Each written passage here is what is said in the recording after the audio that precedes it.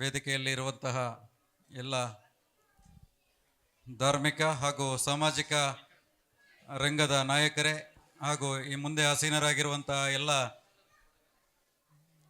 ಮಿತ್ರರೇ, ಎಲ್ಲರಿಗೂ ಮೊಟ್ಟ ಮೊದಲನೇದಾಗಿ ಈದ್ ಮಿಲಾದ್ ಶುಭಾಶಯಗಳು. ಅಸ್ಸಲಾಂ ವಲೈಕುಂ. ಓಕೆ, ಬಹಳ ಅನಿರೀಕ್ಷಿತವಾಗಿ ಈ ಒಂದು ಕಾರ್ಯಕ್ರಮಕ್ಕೆ ಪರವಾನಗಿಯನ್ನು ಪಡೆಯಲು ಮೊನ್ನೆ ಬಂದಾಗ ಇವರ ಪರಿಚಯ ಆಯಿತು. ನೂರುಲ್ ಹುದಾ ಮದ್ರಸಾ ಮತ್ತು ಉಮರ್ ಫಾರೂಕ್ ಮಸ್ಜಿದ್ ಈ ಒಂದು ಆಡಳಿತ ಸಮಿತಿಯವರು ಬಂದು ಈ ಒಂದು ಕಾರ್ಯಕ್ರಮಕ್ಕೆ ಬರಬೇಕು ಅಂತೇಳಿ ಹೇಳಿದ ಮೇರೆಗೆ ನಾವು ಇವತ್ತು ಬರಲು ಒಪ್ಕೊಂಡು ಬಹಳ ಬಂದ ತಕ್ಷಣ ನೋಡಿದ್ದು ಬಹಳ ಸೊಗಸಾದ ಪುಟಾಣಿ ಮಕ್ಕಳ ಒಂದು ಸಾಂಸ್ಕೃತಿಕ ಕಾರ್ಯಕ್ರಮ ಬಹಳ ಅದ್ಭುತವಾಗಿ ನಡೀತಾ ಇತ್ತು. ನಾವು ಕೂಡ ಚಿಕ್ಕ ಮಕ್ಕಳಿರಬೇಕಾದ್ರೆ ಮದ್ರಸೆಗಳಲ್ಲಿ ಓದಬೇಕಾದ್ರೆ ಆವಾಗ ಈ ರೀತಿಯ ಕಾರ್ಯಕ್ರಮಗಳಲ್ಲಿ ಭಾಗವಹಿಸಿದ ನಮ್ಮ ಹಳೆಯ ನೆನಪುಗಳು ಮರುಕಳಿಸಿದವು ಅಂತೇಳಿ ಹೇಳ್ಬೋದು. ಆವಾಗ ನಾವು ಚಿಕ್ಕ ಮಕ್ಕಳಿರುವಾಗಲೂ ಕೂಡ ಈ ಮೀಲಾದ ರ್ಯಾಲಿಗಳು, ಮೀಲಾದ ಮೆರವಣಿಗೆಗಳು, ಮಂಗೂಸ್ ಮೌಲದ್ಗಳು ಇವೆಲ್ಲ ಆ ಟೈಮಲ್ಲಿ ಪಾರಾಯಣ ಮಾಡ್ತಾ ಇದ್ದದ್ದು ನೆನಪಿಗೆ ಬರ್ತವೆ. ಈ ಒಂದು ಕಾರ್ಯಕ್ರಮ ಬಹಳ, ಏಕೆಂದರೆ ಇದೊಂದು ಈ ಸಂದರ್ಭದಲ್ಲಿ ನಮ್ಮ ಪೊಲೀಸ್ ಇಲಾಖೆಗೆ 3 ಮೇಜರ್ ಬಂದೋಬಸ್ತುಗಳು ಒಟ್ಟೊಟ್ಟಿಗೆ ಬಂದವು. ಒಂದು ಸೆಂಟ್ ಮೇರೀಸ್ ಫೀಸ್ಟು, ಇನ್ನೊಂದು ಗಣೇಶೋತ್ಸವ, ಇನ್ನೊಂದು ಈದ್ ಮಿಲಾದ್. 3 ಪ್ರಮುಖ ಧರ್ಮಗಳ ಹಬ್ಬಗಳು ಏಕಕಾಲದಲ್ಲಿ ಬಂದಾಗ ಅದಕ್ಕೆ ಸೂಕ್ತ ರಕ್ಷಣೆ, ಸೂಕ್ತ ಬಂದೋಬಸ್ತ್ ಮಾಡೋದೇ ಇಡೀ ಸಿಟಿಯಲ್ಲಿ ಒಂದು ಚಾಲೆಂಜಿಂಗ್ ಇತ್ತು. ಇಲ್ಲಾಂದರೆ ನಿಮಗೆ ನಾಗಮಂಗಲದಲ್ಲಿ ಏನಾಯಿತು, ದಾವಣಗೆರೆಯಲ್ಲಿ ಏನಾಯಿತು, ಈ ರೀತಿಯ ಘಟನೆಗಳು, ಯಾವುದೇ ರೀತಿಯ ಅಹಿತಕರ ಘಟನೆಗಳು ಆಗದ ರೀತಿಯಲ್ಲಿ ಬೆಂಗಳೂರು ನಗರದಲ್ಲಿ ಈ ಎಲ್ಲ ಧರ್ಮದ ಆಚರಣೆಗಳು ಶಾಂತಯುತವಾಗಿ ನಡೀತಾ ಇದ್ದಾವೆ. ಈ ಒಂದು ಕಾರ್ಯಕ್ರಮ ಮೊನ್ನೆ ಕೂಡ ಈದ್ ಮಿಲಾದ್ ದಿವಸದಂದು ಮಡಿವಾಳದಲ್ಲಿ ಮೆರವಣಿಗೆಯನ್ನು ಮಾಡಿದ್ರಿ, ಮೀಲಾದ್ ರ್ಯಾಲಿಯನ್ನು ಮಾಡಿದ್ರಿ. ಬಹಳ ಅದ್ಭುತವಾಗಿ, ಯಾವುದೇ ರೀತಿಯ ಆಕ್ರೋಶಗಳಿಲ್ಲದೆ, ಯಾವುದೇ ರೀತಿಯ ಅಶಾಂತಿ ಇಲ್ಲದೆ ಬಹಳ ಪ್ರಶಾಂತವಾಗಿ ಶಾಂತಿಯುತವಾಗಿ ಆ ಒಂದು ಮೆರವಣಿಗೆಯನ್ನು ನೀವು ಮಾಡಿದ್ದೀರಿ. ಸೊ ಈ ಒಂದು ನಾವು ಬೇರೆ ಕಡೆ ನಡೆಯುವಂತಹ ಮೀಲಾದ್ ರ್ಯಾಲಿಗಳನ್ನು ನೋಡಿದರೆ ಅಲ್ಲಿ ಇರುವಂತಹ ಆರ್ಭಟಗಳಾಗಲಿ, ಅಲ್ಲಿ ಇರುವಂತಹ ಬೇರೆ ಕೆಲವು ಬೆಂಗಳೂರು ನಗರದಲ್ಲೇ ನಡೆಯುವಂತಹ ಮೀಲಾದ್ ರ್ಯಾಲಿಗಳಲ್ಲಿ ನಾವು ಗಮನಿಸಿದ್ದೀವಿ. ಅಲ್ಲಿ ಒಂಟೆಗಳು, ಕುದುರೆಗಳು, ಟ್ಯಾಬ್ಲೋಗಳು, ಕಿಲೋಮೀಟರ್ ಗಟ್ಟಲೆ ರೋಡ್ ಬ್ಲಾಕ್ ಮಾಡುವಂಥ, ಯಾವ ಒಂದು ಧರ್ಮದಲ್ಲಿ ರಸ್ತೆಯನ್ನು ತಡೆಯಬಾರದು, ರಸ್ತೆ ಬ್ಲಾಕ್ ಮಾಡಬಾರದು ಅಂತ ಕಲಿಸಲಾಗಿತ್ತು, ಆ ಧರ್ಮದ ಒಂದು ಮೆರವಣಿಗೆಯಲ್ಲಿ ಇವತ್ತು ನಡೀತಾ ಇರುವಂಥದ್ದು ರೋಡ್ ಬ್ಲಾಕ್ ಆಗುವಂತಹ, ಸಾರ್ವಜನಿಕರಿಗೆ ತೊಂದರೆ ಆಗುವಂತಹ ಒಂದು ಪ್ರಕ್ರಿಯೆಗಳು.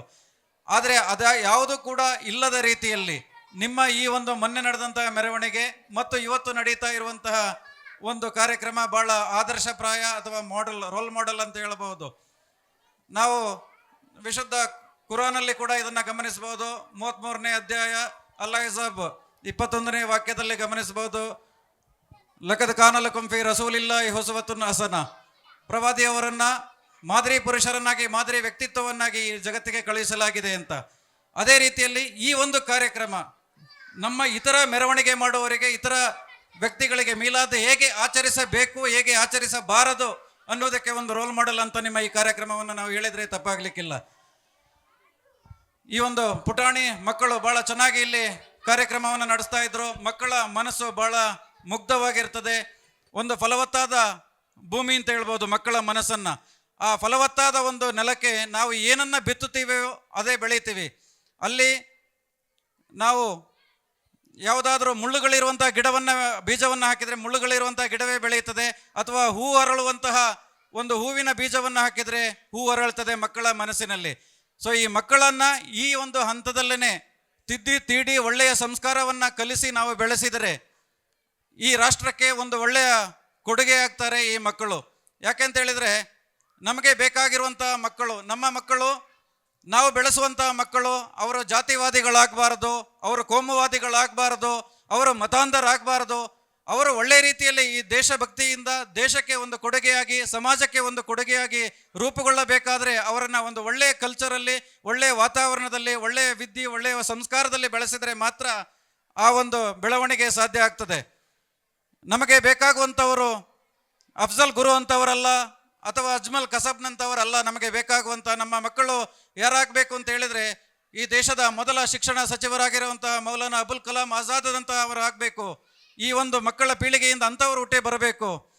ಅಥವಾ ಭಾರತದ ರಾಷ್ಟ್ರಪತಿಗಳಾಗಿದ್ದಂತಹ ಡಾಕ್ಟರ್ APJ ಅಬ್ದುಲ್ ಕಲಾಂ ರಂತವರು ನಮ್ಮ ಮಕ್ಕಳಿಂದ ಹುಟ್ಟಿ ಬರಬೇಕು ಅಂತ ಆದರೆ ಅವರಿಗೆ ಒಂದು ಒಳ್ಳೆಯ ಮಾರ್ಗದರ್ಶನ, ಒಳ್ಳೆಯ ವಿದ್ಯೆ, ಒಳ್ಳೆಯ ಒಂದು ವಾತಾವರಣ ಮುಖ್ಯ.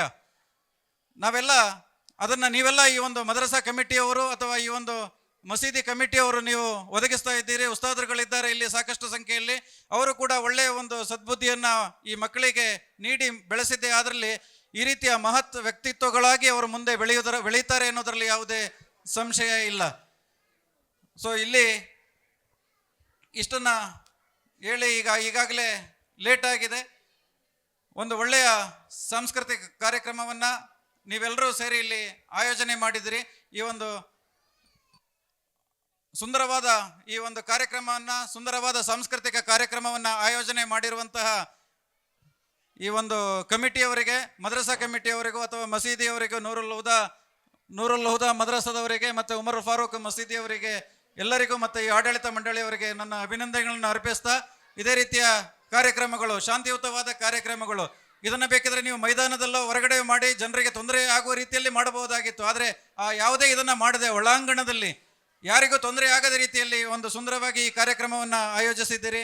ನಿಮಗೆ ನಮ್ಮ ಇಲಾಖೆಯ ವತಿಯಿಂದಲೂ ನನ್ನ ವೈಯಕ್ತಿಕ ವತಿಯಿಂದಲೂ ನಿಮಗೆ ಅಭಿನಂದನೆಗಳನ್ನು ಅರ್ಪಿಸಿ ನನ್ನ ಎರಡು ಮಾತನ್ನು ಮುಗಿಸ್ತೇನೆ. ಅಸ್ಸಲಾಮು ಅಲೈಕುಂ.